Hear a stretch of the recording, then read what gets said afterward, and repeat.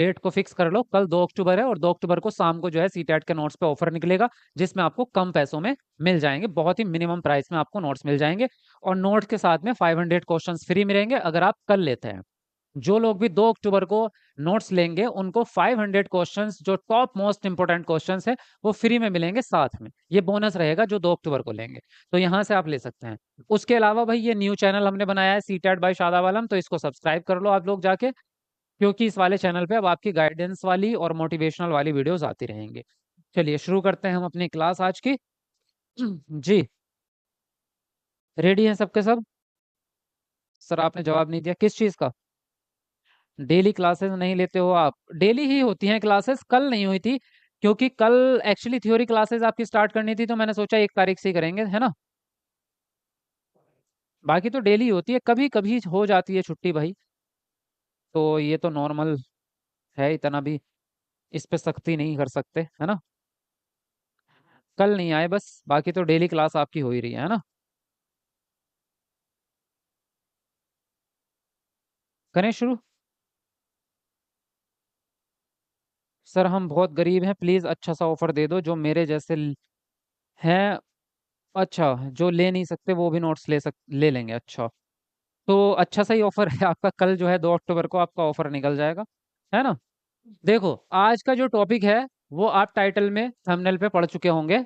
और जो आपका टॉपिक है आज वो है आपका स्टीफन क्रेशन की थ्योरी, है ना। क्या है आपका? स्टीफन क्रेशन की थ्योरी है आपकी। तो स्टीफन क्रेशन का जो सिद्धांत है वो लैंग्वेज बेस्ड सिद्धांत है आपका, भाषा के ऊपर आधारित सिद्धांत है कि भाषा को हम कैसे सीखते हैं। जैसे चॉम्स्की का अपना सिद्धांत है, चॉम्स्की ने जो है 2-3 आपके जो है कॉन्सेप्ट दिए हैं। जैसे सिंपल तो ये दिया कि जो आपकी भाषा है, भाषा अर्जन की जो क्षमता है, वो बच्चा जन्मजात लेके पैदा होता है, यानी कि भाषा सीखने की क्षमता पहले से ही ऑटोमेटिक आपके अंदर है, आपको कुछ नहीं करना। बच्चा अपने आप पैदा होगा और भाषा सीख लेगा, उन्होंने ये कहा। दूसरा, उन्होंने सार्वभौमिक व्याकरण का कॉन्सेप्ट दे दिया कि हमारे दिमाग में एक डिवाइस होती है जो चारों तरफ से अपने समाज से जो है क्या करती है, कैप्चर करती है, नियमों को सीखती रहती है ना। इसी प्रकार से स्टेफन क्रेशन ने भी, ये न्यू टॉपिक है आपका सीटेट के अंदर, पहले नहीं आया करता था ये, अब न्यू आने लगा है। तो इसलिए इस टॉपिक को अब हम पढ़ रहे हैं। ये इंपॉर्टेंट है आपका क्योंकि ये न्यू टॉपिक है, तो इससे प्रश्न आएगा जरूर आपका। अभी पिछले वाले सीटेट में भी इससे प्रश्न आया था। तो बात करें, तो स्टेफन क्रेशन ने जो थ्योरी दी है आपकी, वो बेसिकली सबसे ज्यादा जो जरूरी है वो सेकंड लैंग्वेज के लिए है। हालांकि हम दोनों लैंग्वेजेस पे ही, फर्स्ट लैंग्वेज पे और सेकंड लैंग्वेज पे, जिसको हम भाषा अर्जन कहते हैं, मातृभाषा, उस पे भी लागू कर सकते हैं। लेकिन इन्होंने जो मेनली थ्योरी दी है वो सेकंड लैंग्वेज पे दी है। जब आप कोई नई भाषा सीखते हैं, जब आप नई भाषा सीखते हैं तो किन बातों का आपको ध्यान रखना चाहिए, उसके ऊपर ये थ्योरी है। तो यहाँ पे सेकंड लैंग्वेज कह लो, चाहे आप थर्ड कह लो, चाहे आप फोर्थ कह लो, जो भी लैंग्वेज आप सीखेंगे उस सभी के अंदर ये आपके रूल्स लागू होंगे जो इन्होंने हाइपोथेसिस या परिकल्पनाएं दी है। अब स्टेप बाय स्टेप समझो, क्योंकि अगर इन्होंने इसके जो चरण है ना, जो स्टेप्स है, उसी से प्रश्न बनते हैं। पहले आपके दिमाग में एक कॉन्सेप्ट पूरा होना चाहिए, उसके बाद में आपके चरण आपको पता होने चाहिए कि हर चरण का मतलब क्या है। इन चरण के मतलब से ही, इनके अंदर से ही प्रश्न बनते हैं। तो पहली लाइन तो ये याद रख लो कि इन्होंने ये कहा कि हम द्वितीय भाषा को भी अर्जित कर सकते हैं। फर्स्ट, सबसे पहला जो नियम है वो ये है, अगर आपसे ये पूछ लिया जाए कि ऐसे कौन से मनोवैज्ञानिक हैं जिन्होंने ये बात कही है कि हम सेकंड लैंग्वेज का भी अर्जन कर सकते हैं। अभी तक जो हम पढ़ते आते हैं, हम हमेशा से ये पढ़ते आ रहे हैं कि फर्स्ट लैंग्वेज का अर्जन होता है, एक्विजिशन जो है फर्स्ट लैंग्वेज का होगा, मातृभाषा का होगा, गृह भाषा का होगा, जो घर पे सीखते हैं उसका होगा अर्जन। सेकंड लैंग्वेज जब भी आप सीखेंगे तो अधिगम ही होगा, लर्निंग ही होगी, स्कूल में जाके ही होगा, नियम कानून से होगा, टीचर के द्वारा होगा। लेकिन ये इकलौते ऐसे मनोवैज्ञानिक हैं जिन्होंने ये बात बोल दी कि सेकंड लैंग्वेज का भी अर्जन हो सकता है, और जो कि सत्य बात है। हालांकि हम करते नहीं है, लेकिन इनडायरेक्टली करते हैं। कैसे होता है सेकंड लैंग्वेज का अर्जन, वो मैं आपको बताता हूँ। जैसे हमने एक डायरेक्ट मेथड पढ़ा है, जब हम मेथड पढ़ रहे थे, बहुत सारे मेथड पढ़ते हैं हम, तो एक होती है प्रत्यक्ष विधि। प्रत्यक्ष विधि के अंदर हम कोई नियम कानून लागू नहीं करते, ना ही उसमें मातृभाषा का कोई रोल होता है, मीडियम हट हट जाता है वहां से मातृभाषा का। डायरेक्ट मेथड में क्या होता है कि हम बच्चे को सीधे उसी माहौल में भेज देते हैं जहाँ पे वो भाषा इस्तेमाल हो रही है। जैसे आपको इंग्लिश सीखनी है तो आप अमेरिका में बच्चे को भेज दो, वहां पे आपको कोई रूल नहीं सिखाने पड़ेंगे, कोई ग्रामर नहीं सिखानी पड़ेगी, कोई टीचर की जरूरत नहीं होगी। बच्चा 1 साल में 6 महीने में इंग्लिश बोलना अच्छा खासा अपनी डेली लाइफ में यूज करना उसको सीख जाएगा। उसी प्रकार से आप बच्चे को संस्कृत भाषा में निपुण बनाना चाहते हैं तो क्या करो, किसी आश्रम में भेज दो। जो आपके जो ये वाले आश्रम होते हैं ना, साधु वाले आश्रम होते हैं, वहां पे संस्कृत भाषा में बात करते हैं, तो वहां पे भेज दो आप। वो दिन भर संस्कृत भाषा ही बोलते हैं, वहां पे और कोई लैंग्वेज का इस्तेमाल नहीं होगा। किताबें पढ़ेंगे तो संस्कृत में, उसके अलावा जो बातचीत करेंगे तो संस्कृत में। तो वहां पे बच्चा अपने आप संस्कृत सीख जाएगा। तो एक तो ये तरीका है। दूसरा होता है कि जो बच्चा है उसको उस व्यक्ति के सामने बिठा दो जो उस लैंग्वेज का बहुत बड़ा ज्ञाता है, तो वो उससे बातचीत कर करके सीख जाएगा। ये डायरेक्ट मेथड होता है, इसके बीच में कोई मीडियम की जरूरत नहीं होती, कोई पाठ्य पुस्तक की जरूरत नहीं होती, कोई रूल्स की जरूरत नहीं होती। तो इसमें क्या कर रहा है, अब इस तरीके में जो मेथड हम अभी बात कर रहे हैं, इस मेथड में भी अर्जन ही हो रहा है। क्या हो रहा है, इसमें भी तो अर्जन ही हुआ। जो डायरेक्ट मेथड है इसमें भी तो अर्जन ही हुआ, क्योंकि इसमें जब हमने ना तो अनुवाद किया, ना ही व्याकरण पढ़ी, ना ही किताबें, और ना ही कोई रूल, ना ही कोई परीक्षा, कुछ नहीं हो रहा, तो क्या हो गया, डायरेक्ट मेथड में भी अर्जन ही हो गया। और डायरेक्ट मेथड लागू किस पे किया था, सेकंड लैंग्वेज पे, तो सीधा हो गया ना आपका कि सेकंड लैंग्वेज का भी अर्जन हो सकता है। यस और नो, हो सकता है ना। कमेंट में आपके थोड़ी देर बाद पढ़ूंगा, क्योंकि पहले एक कॉन्सेप्ट जो चल रहा होता है ना उसका रिदम नहीं टूटना चाहिए। वो कॉन्सेप्ट एक बार दिमाग में पूरा आ जाए, फिर उसके बाद में सवाल जवाब, है ना। बात समझ में आई।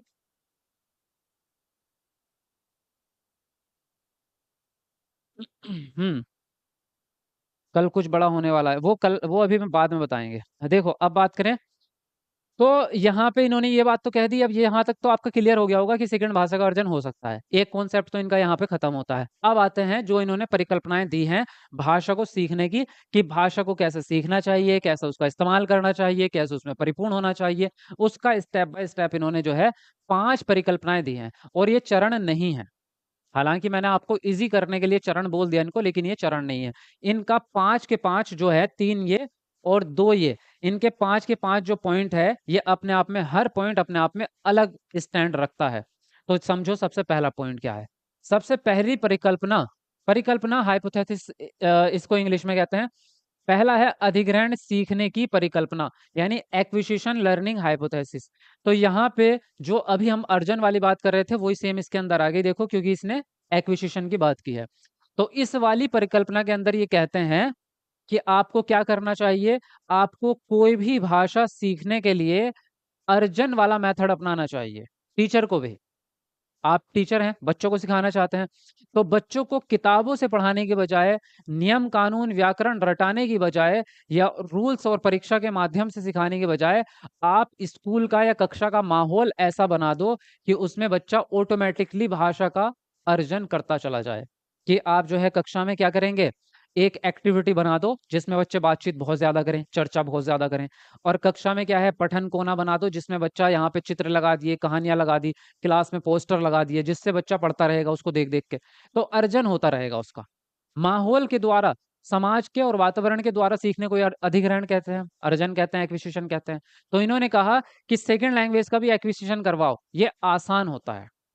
अगर किसी भाषा को आप एक्विजिशन के माध्यम से सीखते हैं तो उस भाषा को जल्दी आप सीख जाएंगे, उसका इस्तेमाल करना जल्दी सीख जाएंगे। और अगर आप ग्रामेटिकल तरीके से सीखेंगे, नियम कानून से, तो आप देर में सीखेंगे। अब देखो इसका सबसे शुद्ध एग्जाम्पल आपका डेली लाइफ से मैं बताता हूँ। जो बच्चा इंग्लिश मीडियम में पढ़ता है उसको इंग्लिश कक्षा 4 में आ जाती है, यस और नो, कक्षा 3 में आ जाती है।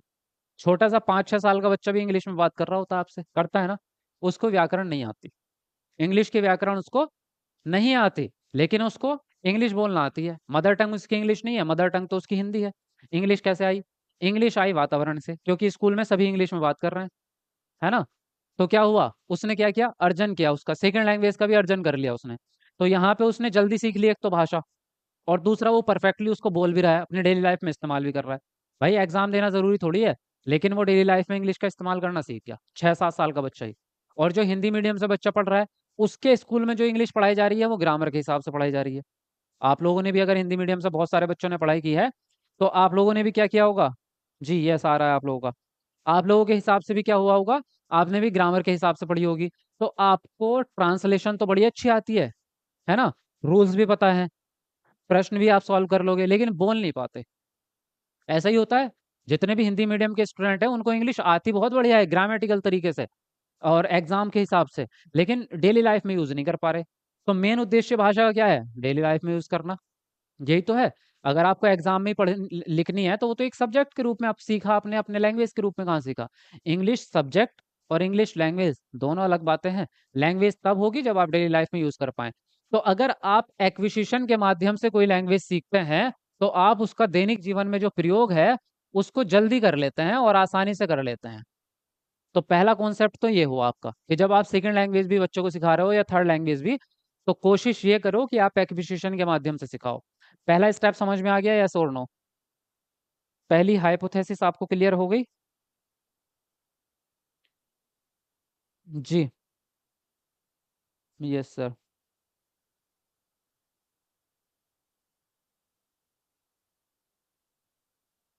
अच्छा, वीडियो को लाइक तो करते रहो। जी। मुझे तो इंग्लिश ग्रामर आती ही नहीं, इंग्लिश बोलने आ जाती है। अच्छा जी, बढ़िया बात है ये तो।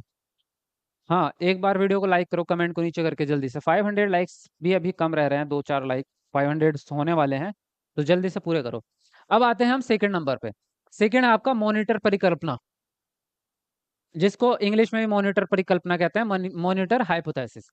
तो ये इसका मतलब समझो, इसका मतलब क्या है? मॉनिटर हाइपोथेसिस होता क्या है आपका? देखो, मॉनिटर का मतलब है आपका, मॉनिटर का मतलब होता है जांच करना या उसको चेक करना। जैसे एक क्लास का मॉनिटर होता है ना, आपकी क्लास में 30 बच्चे होते हैं, आप एक को मॉनिटर बना देते हैं कक्षा में, ऐसा कुछ आपके सामने हुआ होगा। तो मॉनिटर क्या काम करता है? जब टीचर क्लास में नहीं होती तो मॉनिटर वहां से खड़े हो जाता है आके यहाँ पे, और सबकी जांच करता है, सबको देखता है, सबका ध्यान रखता है। कौन गलती कर रहा है, कौन बोल रहा है। तूने अगर बोला ना तो तेरा नाम बोर्ड पे लिख दूंगा, है ना। और यहाँ पे होता यह है कि जिससे उसकी दुश्मनी होती है ना, उसका नाम पहले ही वो बोर्ड पे लिख देता है, आधा। ऐसा आप लोगों ने भी बहुत किया होगा। जैसे क्या लिया लिखा होगा आपने? यहाँ पे जो है एक अक्षर बना रहे हैं आप, जैसे मान लो यहाँ पे बना रहे हैं ऐसे करके, तो जिसका नाम भी ऐसे होगा ना वो तुरंत बोलेगा, मैंने क्या किया, मेरा नाम क्यों लिख रहा है तू? बेटे मैं तेरा नाम लिख तो नहीं रहा था, लेकिन अब बोल गया तो अब जरूर लिखूंगा तेरा नाम, है ना। तो फिर उसका नाम लिखा जाता है। तो ऐसे दुश्मनी बच्चा निकालता है फिर, है ना। जिससे उसकी दुश्मनी होगी उसका नाम सबसे पहले लिखेगा, जिसको पिटवाना होगा। तो ऐसा होता है। तो मॉनिटर क्या करता है? सब पे जांच करता है, सब पे ध्यान रखता है। अब यहाँ वाला मॉनिटर जो है, ये मॉनिटर हाइपोथेसिस, ये मॉनिटर कौन सा है? ये आपका दिमाग का कंप्यूटर। मॉनिटर मतलब आपके दिमाग में एक कंप्यूटर है, और वो असलियत में ही है। आपका दिमाग एज अ कंप्यूटर ही तो काम कर रहा है आपकी बॉडी के लिए। तो आप जब भाषा का इस्तेमाल करते हैं तो पहले आपका जो दिमाग है, जो संज्ञानात्मक विकास है, जो आपका कॉग्निशन है, वो जांच करता है कि भाषा जो आप बोल रहे हैं वो सही है या गलत है। राइट और रॉन्ग बताओ, है ना। ऐसे ही होता है। आपका दिमाग जो है आपको इंडिकेट करता है कि आपने वो बात सही बोली या गलत बोली। कई बार टंग स्लिप जिसको कहते हैं ना, टंग स्लिप हो गई। एक्चुअल में टंग नहीं स्लिप हुई, दिमाग स्लिप हुआ। तो क्या होता है देखो, जैसे बोलते बोलते आप कोई गलत बात बोल जाते हैं तो एकदम से ध्यान आता है, अरे नहीं नहीं ये बात तो गलत बोल दी मैंने, ये तो ऐसे नहीं थी, ऐसे होनी चाहिए थी, है ना। जैसे मैं अभी कहूँ आपसे, जैसे मैंने बोला, अरे यार कल तो मैंने आप लोगों को वाइगोत्स्की की थ्योरी पढ़ाई थी, अरे नहीं नहीं नहीं कल तो छुट्टी थी, परसों पढ़ाई थी यार। तो मैंने तुरंत क्या किया, अपनी बात को सही किया एकदम से। या बोलते बोलते मैं यहाँ पे कुछ बोलना शुरू करूं, जैसे मैंने बोला, आ, आप जो है बहुत प्रश्न लग रहे हैं, प्रश्न नहीं, प्रसन्न लग रहे हैं, आप बहुत प्रसन्न लग रहे हैं। तो जैसे मैं एक गलत शब्द मैंने जबान से बोला तो मेरे ब्रेन ने क्या बोला एकदम से, अरे रुक, यहाँ तूने गलत बोल दिया, है ना, कुछ गड़बड़ हुई है। तो वहां पे जो है वो एकदम से उसको रोक देता है और करेक्ट करने की कोशिश करता है। होता है ऐसा, है ना। तो ऐसा क्यों होता है? क्योंकि ये जो आपके दिमाग में मॉनिटर बैठा है, ये क्या कर रहा है आपका, ये आपकी जांच कर रहा है कि आप जो बोल रहे हैं वो सही बोल रहे हैं या गलत बोल रहे हैं।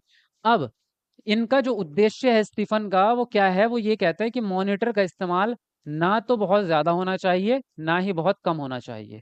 इसका इस्तेमाल जो होना चाहिए वो बैलेंस्ड वे में होना चाहिए। कैसा होना चाहिए? बैलेंस्ड वे में होना चाहिए, यानी कि आपका कितना होना चाहिए? संतुलित होना चाहिए, जिसको एवरेज भी कह सकते हो। अगर ऐसा नहीं हुआ तो क्या होगा, क्या दिक्कत होगी? मैं थोड़ा सा साफ कर दूं, इसको लिख के बताऊंगा आपको, ठीक है। देखो, अगर आपने इसका मॉनिटर का इस्तेमाल ज्यादा कर लिया, है ना, अगर आपने ज्यादा इस्तेमाल कर लिया तो क्या हो जाएगा? आपकी जो एक्यूरेसी है वो गड़बड़ हो जाए, नहीं, 1 मिनट रुको। जब आपने अगर ज़्यादा इस्तेमाल कर लिया तो आपकी फ्लुएंसी गड़बड़ हो जाएगी। आपकी फ्लुएंसी सफ़र करेगी, यानी कि गड़बड़ हो जाएगी आपकी, ठीक है? और अगर आपने इसका बहुत कम इस्तेमाल किया, किसका? मॉनिटर का, तो फिर क्या होगा? आपकी एक्यूरेसी गड़बड़ हो जाएगी। अब इसका मतलब भी समझ लो क्या है। इसका मतलब ये है, देखो, कि अगर आपने मॉनिटर का, यानी आपके दिमाग का जो जांच करने वाली प्रक्रिया है, उसका अगर बहुत कम इस्तेमाल किया, तो फिर आप त्रुटिपूर्ण भाषा बोलेंगे। किसी को भी कुछ भी बोल देंगे, किसी भी समय पे कुछ भी। आपने देखा भी होगा, अरे यार ये आदमी पता नहीं बिना सेंस की बातें करता है, कोई सेंस है इसका? ऐसे आपने सुना भी होगा। कोई आदमी उधर से कोई, यहाँ हमारी बात चल रही है किसकी? यहाँ हमारी, थोड़ा फास्ट कीजिए, यहाँ पे भी फास्ट, थ्योरी में भी फास्ट चाहिए आपको? भाई रुक जाओ, फास्ट मत करो, ध्यान से पहले समझ लो, क्योंकि थ्योरी का मतलब यही होता है कि आप कॉन्सेप्ट को क्लियर करते हुए चलें। तो फास्ट मत करो अभी, आप आराम से ही समझो। यहाँ पे क्या होता है आपका, कि अगर आप अपने दिमाग का, यानी कि आपके मॉनिटर का अगर कम इस्तेमाल करेंगे, तो आप शुद्धता या सटीकता को खो देंगे। फिर आप जो बोल रहे हैं, गलत भी बोल दिया तो आपको फर्क नहीं पड़ेगा, आपके जबान से त्रुटिपूर्ण शब्द निकल रहे, बिना सेंस की बात निकल रही है, आपका दिमाग कह ही नहीं रहा कुछ, क्योंकि आपने उसको फ्री छोड़ दिया, आप उसका इस्तेमाल ही नहीं कर रहे। तो आप जो भी बोल रहे हैं सब चल रहा है, आपने किसी को कुछ भी बोल दिया, शब्द गलत बोल दिया, उसका मीनिंग गलत बोल दिया, कुछ नहीं फर्क पड़ रहा, सब गड़बड़। और अगर आपने बहुत ज्यादा इस्तेमाल करना शुरू कर दिया मॉनिटर का, तो क्या होता है कि अब हम पूरा का पूरा शुद्ध तो बोलते नहीं है एकदम से, तो आपको दिमाग जो है आपका, वो हर पॉइंट पे टोकेगा, अरे रुक, भाषा नहीं होता, भाषा होता है। हाँ हाँ ठीक है, चलो ठीक है।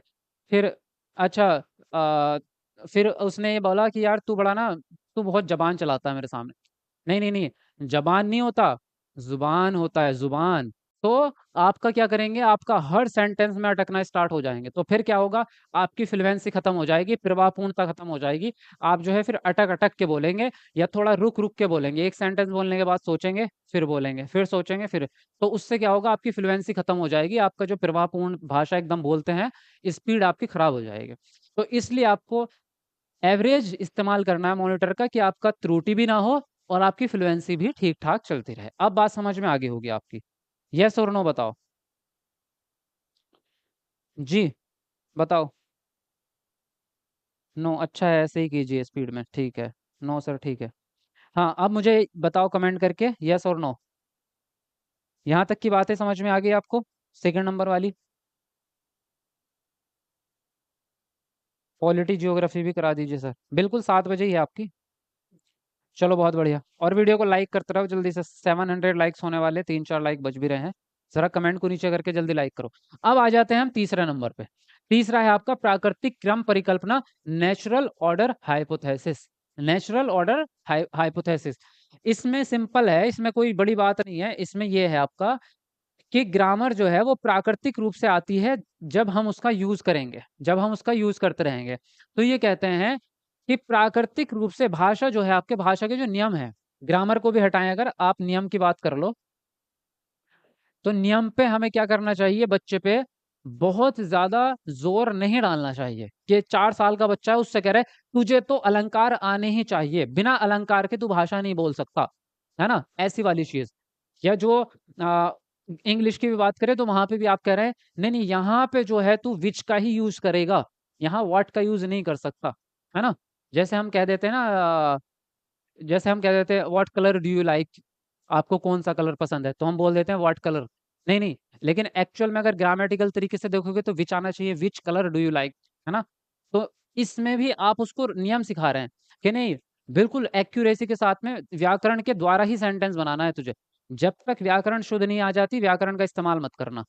तो ये तरीका है आपका गलत, इनके हिसाब से ये कह रहे हैं कि बच्चे को अर्जन करने दो, और बच्चे को जो है उसका इस्तेमाल करने दो भाषा का, जैसे जैसे वो इस्तेमाल करता जाएगा व्याकरण अपने आप आती चली जाएगी। जैसे आगमन विधि में होता है, आगमन विधि में भी तो यही होता है, कि आप रूल्स पहले नहीं सिखाते, पहले उसका इस्तेमाल करना सिखा देते हैं। जैसे बच्चा उस चीज का धीरे धीरे इस्तेमाल करता चला जाएगा, बाद में नियम खुद बना लेगा। तो ऐसे ही ये कह रहे हैं। इंग्लिश स्पीकिंग की क्लास में आई थिंक आप सब लोग गए होंगे, यस और नो। तो इंग्लिश स्पीकिंग की क्लास में भी यही होता है, ग्रामर नहीं सिखाते पहले, पहले बोलना सिखाना शुरू कर देंगे कि जैसी आ रही है टूटी फूटी बोलना स्टार्ट कर दो, बोलते बोलते बोलते बोलते प्राकृतिक रूप से नेचुरली आप क्या सीख जाएंगे, ग्रामर भी नेचुरली ऑटोमेटिकली सीख जाएंगे। वही कह रहे हैं ये कि ग्रामर को बहुत ज्यादा सख्ती के साथ में मत पढ़ाओ, उसको बच्चे को इस्तेमाल करना शुरू करवा दो, बस वो धीरे धीरे अपने आप से प्राकृतिक रूप से सीखता चला जाएगा। ये बात क्लियर हुई या नहीं हुई? हो गई होगी मेरे ख्याल से, तो है ना। पिंक कलर, अरे मैं आपसे कलर नहीं पूछ रहा गुरु, है ना। आप यहाँ पे जो कलर बताने लग गए अपना, मैंने एग्जाम्पल दिया है। हाँ, चलो बढ़िया है, बढ़िया चल रहा है आपका, समझ भी आ रहा है, मुझे मुझे मतलब आपके कमेंट से लग रहा है कि आप समझ गए। चलो आगे बढ़ते हैं। अब आते हैं हम चौथे नंबर पे। चौथा नंबर क्या है आपका, इनपुट परिकल्पना, इनपुट हाइपोथेसिस। इसमें सिंपल है आपका, +1 इनपुट देना है बच्चे को, जो बच्चे के लेवल से एक लेवल ऊपर हो। यानी कि इसमें क्या कह रहे हैं हम, जो बच्चे का कॉम्प्रिहेंशन अंडरस्टैंडिंग लेवल है, जो बच्चे का समझ का स्तर है, जो बच्चे की समझ का स्तर है, इससे क्या करना है, एक स्टेप ऊपर, यानी कि एक चरण ऊपर आपको क्या करना है, उसको काम देना है जो आप सिखा रहे हैं, जो आप करिकुलम है आपका। जैसे बच्चों को फॉर एग्जांपल 2 का पहाड़ा आता है, तो आप उसको 3 का पहाड़ा सिखाएंगे, बस इतना ही होता है। जैसे आपका उसमें है ना, वाइगोत्स्की के सिद्धांत में समीपस्थ विकास का क्षेत्र है, तो उसमें ये रूल नहीं है। समीपस्थ विकास के क्षेत्र को समझाने के लिए इसका इस्तेमाल करते हैं हम, कि +1 उसको जो है एक स्टेप ऊपर की बात बताएंगे, ये नहीं होता लेकिन उसका सिद्धांत। उनके सिद्धांत में सिर्फ हम समझते हैं कि समीपस्थ विकास का क्षेत्र है क्या। उनके सिद्धांत में समीपस्थ विकास का क्षेत्र ये होता है कि जो बच्चे का वर्तमान स्तर है और जो हम सिखा रहे हैं बच्चे को, उसके बीच का जो गैप है, वही आपका समीपस्थ विकास है। उसके बीच का जो दायरा है वही आपका समीपस्थ विकास है। लेकिन यहाँ पे रूल्स बता दिया आपको कि आप जब बच्चे को कोई भी चीज सिखाएंगे, तो जो बच्चे का वर्तमान स्तर है उससे एक स्टेप ऊपर की चीज उसको सिखाओ, ना तो बराबर की, ना ही नीचे की। क्योंकि बराबर की सिखाएंगे बच्चे को पहले से ही आती है, नीचे की सिखाएंगे बच्चा बोर हो जाएगा, इंटरेस्ट नहीं लेगा। बच्चे को बहुत ज्यादा ऊपर की चीज सिखाएंगे, बच्चे की समझ में नहीं आएगी। तो जो बच्चे को आता है उससे सिर्फ एक स्टेप ऊपर की बात उसको सिखानी है। तो +1 +1 +1 +1, यानी कि एक एक स्टेप में आगे बढ़ते चले जाएंगे और बच्चा भाषा को सीखता चला जाएगा, बस। एक एक स्टेप +1 +1 +1 करते चले जाएंगे आप, तो इसका मतलब बस इतना ही है। फिर आता है आपका यहाँ पर प्रभावी निस्पंदन परिकल्पना, अफेक्टिव फिल्टर हाइपोथेसिस। अफेक्टिव या प्रभावी का मतलब यहाँ पे जो है, इसने ना आपका कुल मिला के पूरा बात इसने समझा ही नहीं है। इसके अंदर जो छुपा हुआ है वो प्रभाव किस चीज का है, वो है आपका इमोशंस का प्रभाव। किस चीज का है, इमोशंस का प्रभाव है ये आपका। यानी कि जब आप भाषा को इस्तेमाल कर रहे हैं, ये बात आती है भाषा प्रयोग के समय पे। जब आप भाषा प्रयोग करना आपने स्टार्ट कर दिया, तो भाषा प्रयोग करते समय आपको अपने इमोशंस का बैलेंस बनाना है। जैसे ऊपर मॉनिटर का बैलेंस बना रहे थे, सेम उसी तरह से आपको क्या करना है, अपने इमोशंस का बैलेंस बनाना है। अगर आप बहुत ज्यादा इमोशनल हो गए, तो आप भाषा को अच्छे से इस्तेमाल नहीं कर पाओगे। और इमोशंस चाहे वो निगेटिव हो चाहे वो पॉजिटिव हो, अगर आपके निगेटिव इमोशंस रहेंगे, निगेटिव इमोशन कौन कौन से हैं आपके, आपका डर, है ना, आपकी चिंता, या आपकी निराशा कि आप दुखी हैं, है ना, आपका दुख, ये निगेटिव वाले हैं। नेगेटिव वाले तो यही होते हैं आपके, है ना। या ईर्ष्या, यानी आपको किसी से क्या है, घृणा है। जैसे मान लीजिए आप किसी एक उसमें गए हुए हैं, महफिल में, और उसमें आपको जो है यहाँ स्टेज पे आके माइक पे बोलने का आपको जो है चांस दे दिया जाए, तो अगर आपके सामने ऐसा कोई बंदा बैठा हो जिससे आप जलते हैं, जिससे आप नफरत करते हैं, है ना। मान लीजिए आपकी एक्स गर्लफ्रेंड बैठी है जिसने आपका दिल तोड़ा है, तो आप वहाँ पे अच्छे से लेक्चर कभी नहीं दे पाओगे, है ना। वहाँ पे आप जो है, या तो बहुत ज्यादा गंदी बातें बोलोगे, गुस्से वाली, या फिर बहुत ही डल हो जाओगे, आप बोल नहीं पाओगे और आप लड़खड़ाओगे, आपकी जबान लड़खड़ाएगी, आप डरेंगे। तो इस समय पे अगर ये इमोशंस का आपने, इन इमोशंस का प्रभाव आपने ज्यादा ले लिया अपने दिमाग पे, तो आप जो भाषा का इस्तेमाल है वो ठीक से कर नहीं पाएंगे। और अगर आपने खुशी वाला, यानी कि जो आपकी उत्सुकता है, या आपकी जो क्या कहते हैं उसको, क्या कहते हैं उसको, एकदम से उत्साही कहते हैं वैसे उसको, उत्साह, है ना, एक तो उत्सुकता या जिज्ञासा या उत्साह कहते हैं, जिसको इंग्लिश में कहते हैं एक्साइटमेंट। तो एक्साइटमेंट को हिंदी में उत्साह ही कहते हैं। तो अगर बहुत ज्यादा आप एकदम से उत्साहित हो गए कि मैं ही तो नंबर वन हूँ, इन जितने भी 400 लोग बैठे हैं ये तो बेवकूफ है मेरे सामने, इन्हें क्या आता है, मैं ही हूँ सबसे ज्यादा अव्वल, है ना। और स्टेज पे खड़े होके आपने जो है बोलना ऐसा शुरू कर दिया कि जो बहुत ज्यादा हाइपर आपको करके ले गया, तो आपकी जो बातें हैं वो ओरिजिनल नहीं लगेंगी, फिर फेक लगेंगी। या फिर आपको जो है आप उनके बारे में गलत बोल सकते हैं, वो लोग आपको बुरा भला कह सकते हैं, कुछ भी ऐसी इस तरह की बातें हो सकती हैं।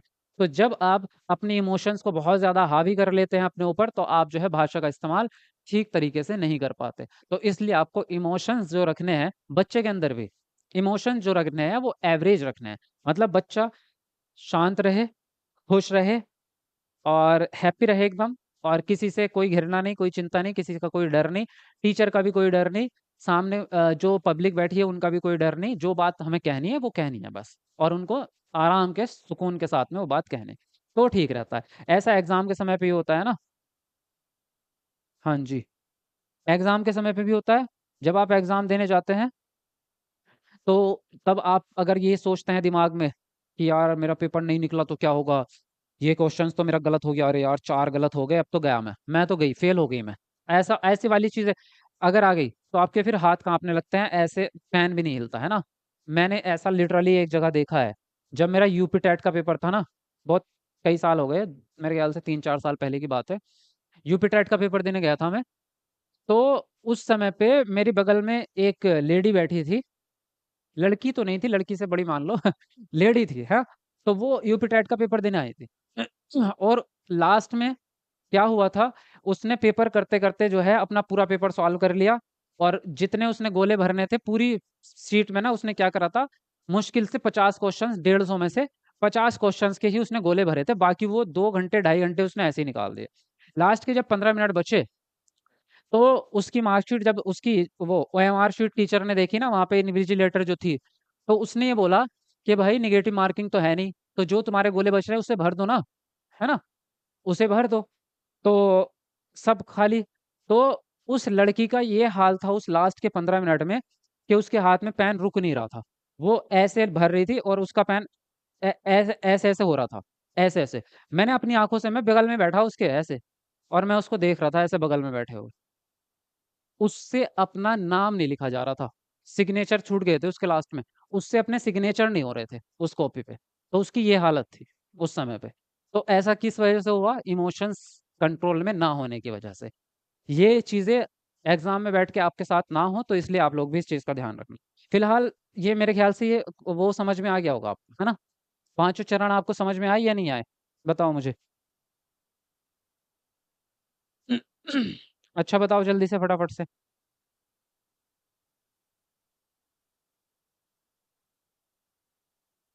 हाँ, अभी और भी चीजें हैं इसमें, अभी 3-4 पॉइंट और बताने हैं आपको। पहले यहाँ तक का बताओ, यहाँ तक का समझ में आ गया या नहीं आ गया। फिर मैं आपके कमेंट देखता हूँ, आज मैंने आपके कमेंट भी नहीं देखा, है ना। कोई बात नहीं। सर क्या अभी भी नोट्स लेने से प्रॉपर पढ़ाई हो जाएगी, ज्यादा लेट तो नहीं हुआ है ना अभी। अरे अभी कहाँ लेट हुआ है, अभी तो बहुत अच्छा समय है आपके पास में तैयारी का।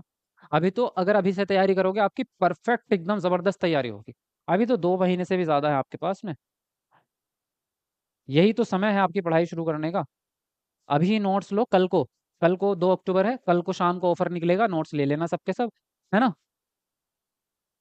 चलो यस तो आप लोगों का आ चुका है। और वीडियो को एक बार लाइक भी कर दो जल्दी से। अब देखो ये तो आपके हो गए 5 चरण, आई थिंक इनमें से कोई भी प्रश्न आएगा तो आपका बचेगा नहीं, आपके हाथों से बचेगा कि नहीं बचेगा, है ना। नहीं बचेगा मेरे ख्याल से। जैसे इससे अगर मैं एक प्रश्न आपसे पूछ लूं, एक प्रश्न पूछूं आपसे। हाँ हाँ, एक प्रश्न पूछता हूँ मैं, कौन से चरण से पूछें देखो। अगर मैं आपसे ऐसे पूछूं सिंपल कि एक बच्ची जो है आ, कक्षा में जब टीचर ने कक्षा में एक बच्ची से टीचर ने एक कविता सुनाने के लिए कहा, तो उसने कविता जो है वो बहुत जल्दी सुना दी। कविता उसको याद थी, उसने बहुत जल्दी सुना दी, लेकिन उसने बहुत सारी त्रुटियां की उसमें।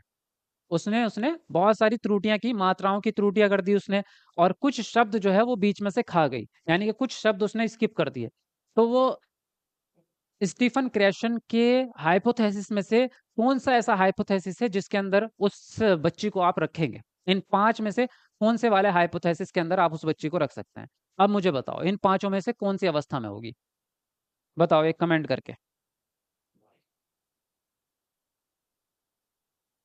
जी, बताओ फटाफट से।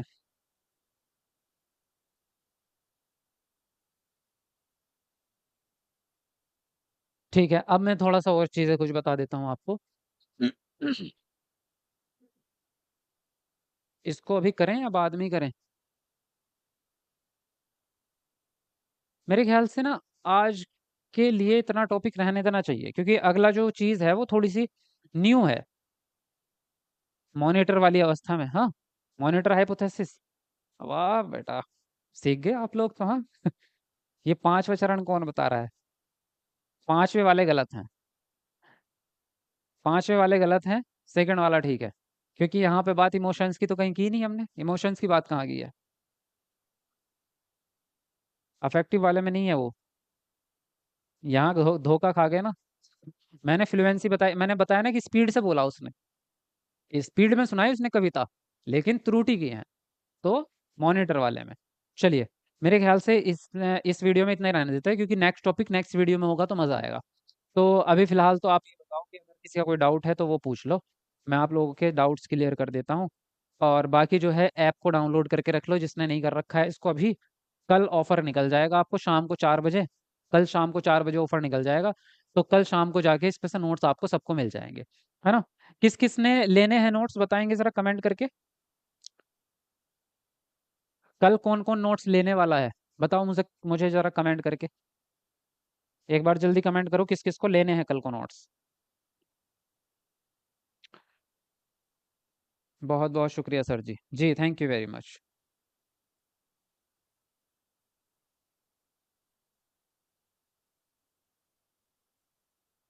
हाँ, 1-2 क्वेश्चंस इससे रिलेटेड करवाइए। हाँ, कल करवा दूँगा, आज अभी थे नहीं क्वेश्चंस मेरे पास इसके, तो मैं कल को बना के तब आपको करा दूँगा।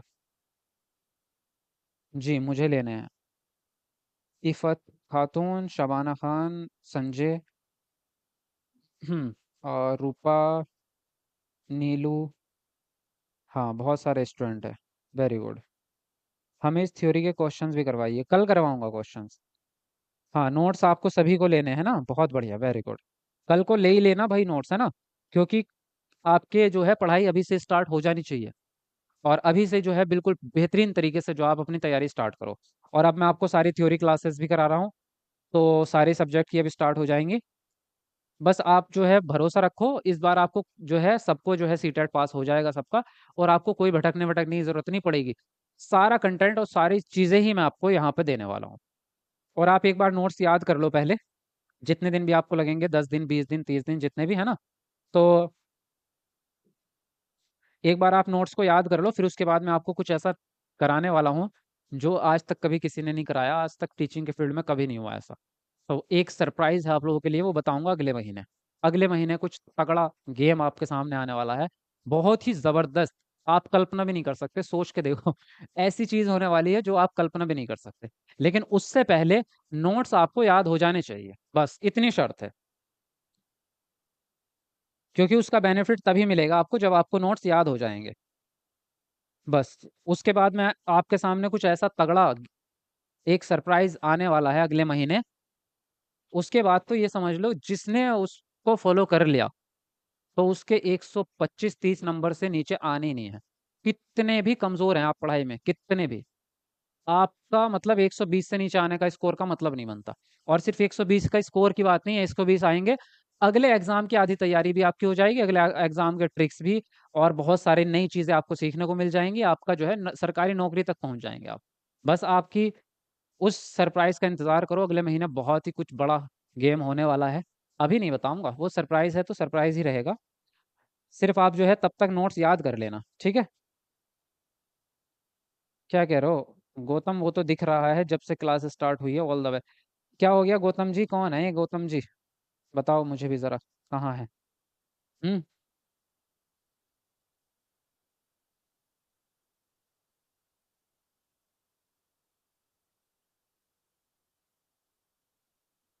चलो और किसी को कुछ पूछना हो तो पूछ लो आप।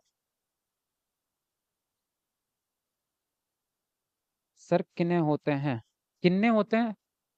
क्या किस चीज के बारे में पूछ रहे हो? 140 आना चाहिए सर, 140 आना चाहिए, तो 140 के लिए आपको थोड़ी सी मेहनत ज्यादा करनी पड़ेगी। मैं बता दूं आपको 140 भी कैसे आते हैं, लेकिन उसके लिए फिर आपको जो है दिन के 10 घंटे लगाने पड़ेंगे। अब अगर दिन के 10 घंटे हैं आपके पास तो 140 ले आएंगे आप। बताओ मुझे।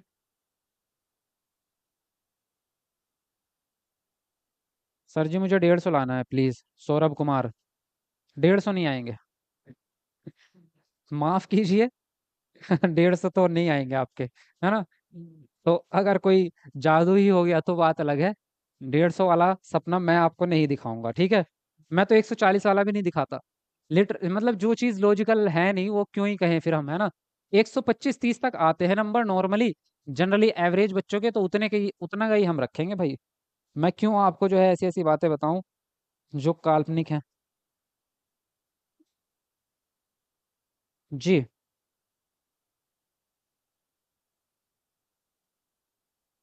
बताओ, और कुछ पूछना हो तो किसी को।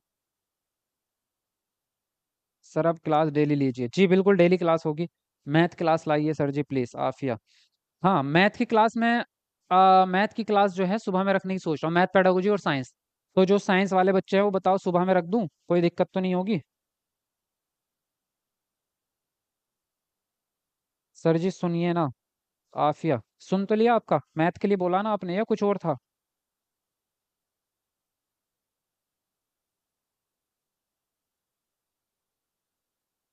हम्म।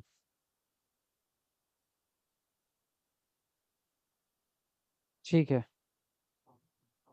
मुझे लेना है नोट्स, खुशबू। कल लेना नोट्स, जिनको भी लेना है। और नोट्स को याद करने के लिए भाई रिवीजन करना पड़ता है, तो कभी आप लोग ये कहें कि याद नहीं हो रहा है, क्योंकि कुछ बच्चे कहते हैं कि सर हमसे याद नहीं होता। तो याद किसी को भी नहीं होता। याद करने के लिए जो है आपको क्या करना पड़ता है, रिवीजन। और जब तक बार बार रिवीजन नहीं करोगे तब तक याद नहीं होती चीजें। रिवीजन सबको करना पड़ता है, ठीक है? जो यूपीएससी की आईएएस की तैयारी कर रहे हैं वो भी रिवीजन करते हैं बार बार। ऐसा नहीं होता कि बिना रिवीजन के याद हो जाती हैं चीजें। सर आप तो जादू करने वाले हैं, जादू ही समझ लो। अगले महीने जो होने वाला है ना, वो जादू नहीं, वो कांड होगा, कांड। टीचिंग के फील्ड में ऐसा नहीं हुआ होगा फिर पहले कभी। तो खतरनाक चीज होने वाली है, बस आप तब से उससे पहले पहले नोट्स अपने तैयार कर लो पढ़ के। क्योंकि फिर जब उसमें आप लगेंगे तो नोट्स याद करने का समय नहीं मिलेगा आपको। इसलिए कह रहा हूँ उससे पहले पहले इस महीने अपने नोट्स सब लोग याद कर लो बढ़िया करके। उसके बाद बताऊंगा आप। टेट के जीके की क्लास कब से स्टार्ट होगी? टेट के जीके पहले तो आपका एसएसटी जो है वही आपका जीके भी है। तो एसएसटी को ही कंप्लीट तैयार करो पहले, तो एनसीईआरटी को, वही आपका जो है जीके बन जाएगा टोटली, अगर आप उसको याद कर लेंगे। उसके अलावा आपका साइंस, साइंस की क्लास अभी स्टार्ट हो जाएगी, तो आधी जीके आपकी साइंस से आती है। चलो मेरे ख्याल से काफ़ी बातें होगी, फिर बहुत ज़्यादा बातें होंगी तो क्लास लंबी हो जाएगी फालतू में।